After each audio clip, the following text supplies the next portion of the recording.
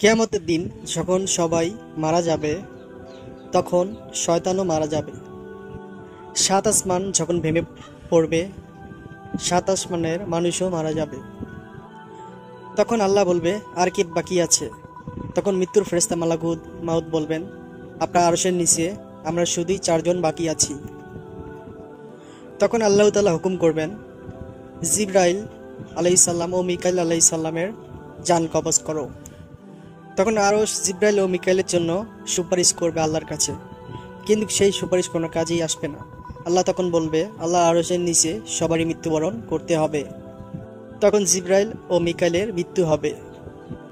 তখন আল্লাহ তাআলা আবার জিজ্ঞাসা করবে, আর কে বাকি আছে?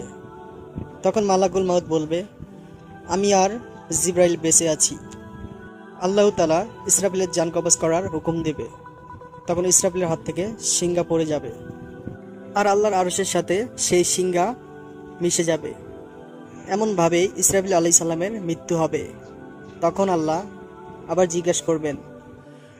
তখন হযরত আজরাইল আলাইহিস সালাম বলবে, শুধু আমিই বেঁচে আছি। তখন আল্লাহ বলবে, তুমিও আমার সৃষ্টি, তোমাকেও মৃত্যুবরণ করতে হবে। তখন আল্লাহ তাআলা মৃত্যুর ফেরেশতা মালাকুল মাউতকে বলবে, তুমি নিজের জান নিজে কবজ করো। এই আরশের নিচে শুধু আমি ছাড়া আর কেউ বেঁচে থাকবে না। তখন হযরত আজরাইল আলাইহিস সালাম এমন একটা চিৎকার করবেন, ওই চিৎকার করে সে নিজের জান কবজ নিজেই করবেন।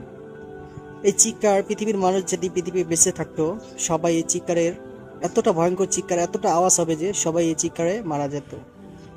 কলিজা ফেটে, কেউ কান ফেটে ভয়াবহ মৃত্যু হতো। এতটাই চিৎকার ভয়ঙ্কর হবে। তো আশা করি ভিডিওটা ভালো লাগলে ইসলামিক চ্যানেলটি সাবস্ক্রাইব করবেন, সাবস্ক্রাইব করে আমাদের পাশেই থাকবেন নতুন নতুন ভিডিও পেতে।